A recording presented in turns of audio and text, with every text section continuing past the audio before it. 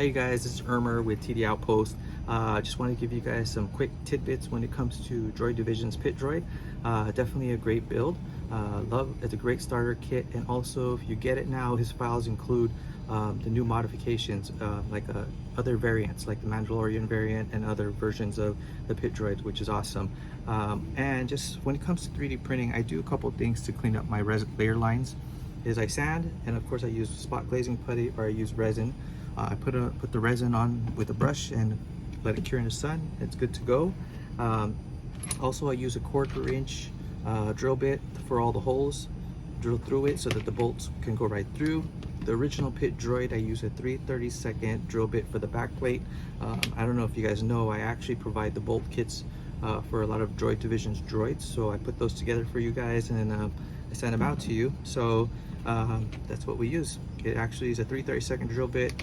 I use M3 screws in the back plate for the original kit, and that's how it goes. Also, I wanted to give you some feedback when it comes to the build process. Very simple. Put the parts together, right? Small hole means the bolt goes through, big hole means the cap nut goes through. This is the right leg. Some people make the common mistake where they put the right thigh on the wrong side. So to know if it's the right side for the thighs, the front is the big wide area, it's flat. The rear is this thin area. See how it's thin and smaller? That's what it is. So this is the front. This is the whole right leg right here.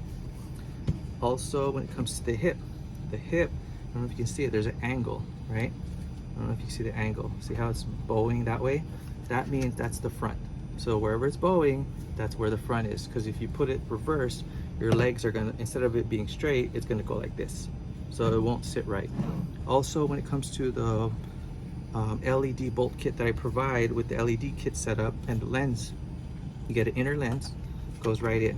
Doesn't matter the distance, you just put it right in, okay? And what you do is in the back side, you actually hot glue it, you super glue it, whatever you want to do. As long as it's in the back, you won't see it. Next part, I use the LED kit is right here. These are your LEDs. They go right there, so you can see it. It's actually covered by the inner lens, which is a black transparent lens. I use this black piece right here as my center. Put it right there. Oops, I don't know if you can see it. Oh, it's gonna fall.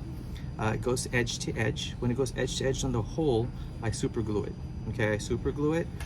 Also, there is this file that is used. It's called the inner eye lens. That file is disregarded.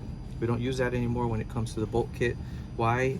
Because it's in the way.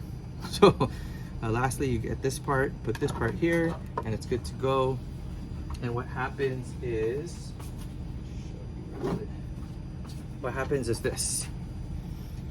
Now that you got LED kit in, this is the cover for the bottom of the batteries. And once it's in place right here, it covers the batteries. You can't see it.